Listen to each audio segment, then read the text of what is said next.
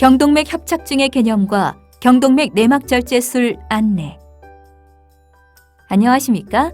본 영상물은 경동맥 협착증에 대한 치료를 위해 경동맥 내막절제술을 시행하는 환자분들께 수술의 개념과 주의사항 등을 설명드리기 위해 제작되었습니다. 이어지는 내용을 참고하셔서 안전하고 정확한 수술이 이루어질 수 있도록 협조해 주시기 바랍니다. 뇌경동맥 협착증이란 사람의 뇌는 경동맥으로부터 분지되는 뇌경동맥과 추골동맥 및 기저동맥을 통해 혈액을 공급받는데 그 중에서 뇌경동맥은 뇌로 혈액을 공급하는 가장 중요한 혈관입니다. 뇌경동맥 협착증이란 동맥경화 등에 의해 뇌경동맥이 좁아진 것으로 뇌경동맥 협착증이 발생하면 뇌로 흘러가는 혈액의 양이 줄어들거나 혈관벽에 쌓인 찌꺼기가 떨어져 뇌혈관을 막으면서 뇌경색이 발생할 수 있습니다. 뇌경동맥 협착증의 진단. 뇌경동맥 협착증은 MRI를 이용하여 뇌혈관을 촬영하는 자기공명 혈관 촬영술이나 CT를 이용하여 뇌혈관을 촬영하는 컴퓨터 단층 혈관 촬영술을 통해 진단할 수 있습니다.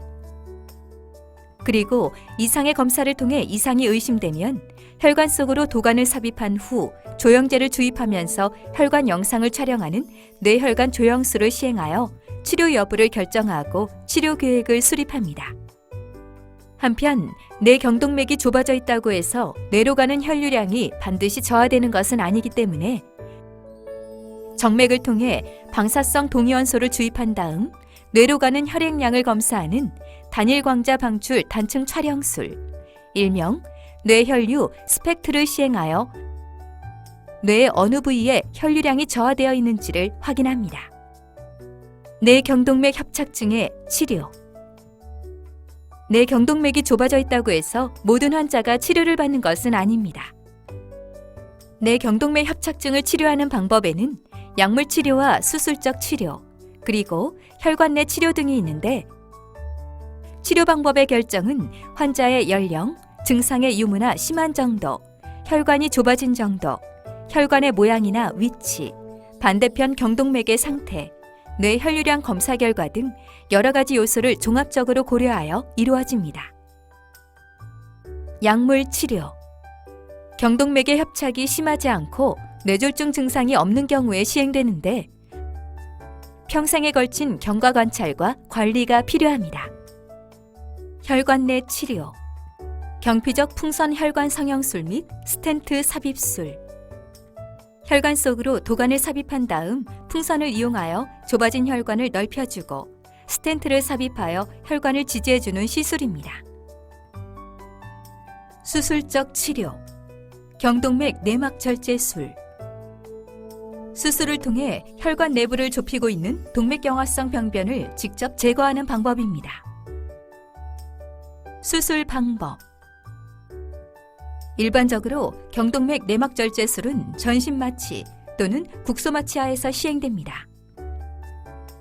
집도의는 목의 피부를 절개하고 좁아져 있는 뇌경동맥을 직접 열어서 동맥경화성 병변이나 혈전을 제거한 다음 혈관을 성형하여 넓혀줍니다. 한편 수술 중에는 뇌로 가는 혈류를 우회시키는 뇌혈관 션트를 사용하기도 하는데 뇌혈관 션트는 수술 중 뇌혈류를 유지하여 뇌졸중을 예방하는 역할을 합니다.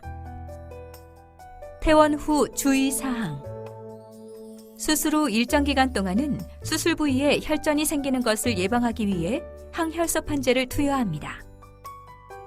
항혈소판제를 복용하면 조그만 충격에도 멍이 들거나 쉽게 출혈이 발생하기 때문에 충격이 가해지지 않도록 신체를 잘 보호해야 합니다.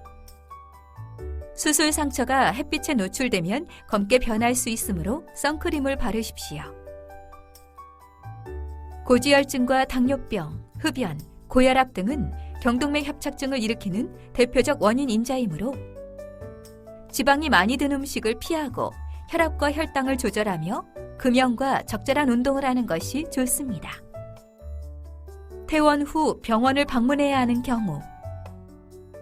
퇴원 후에 다음과 같은 증상이 나타나는 경우에는 병원을 방문하여 진료를 받으십시오.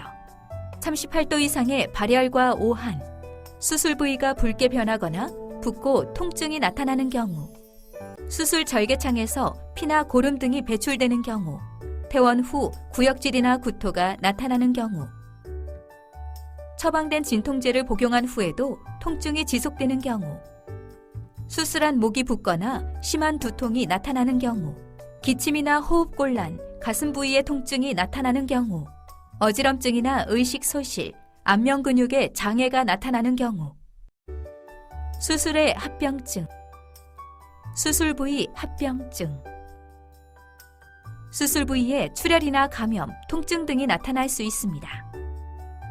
뇌졸중, 수술 부위에서 떨어져 나간 죽상 경화반이나 혈전이 혈관을 따라 이동하여 뇌혈관을 막으면 허혈성 뇌졸중이 발생할 수 있습니다. 그리고 수술 후에는 뇌로 가는 혈류량이 다시 늘어나기 때문에 환자에 따라서는 일시적으로 두통이나 경련이 나타날 수 있으며 매우 드물지만 뇌 부위에 가는 혈관이 터지면서 출혈성 뇌졸중이 발생할 수도 있습니다.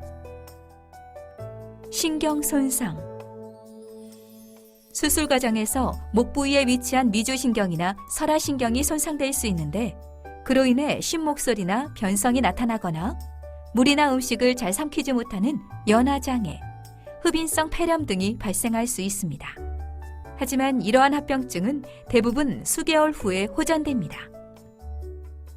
재협착, 환자에 따라서는 수술 부위가 다시 좁아질 수 있는데 이러한 경우는 매우 드물게 발생하므로 너무 걱정하실 필요는 없습니다.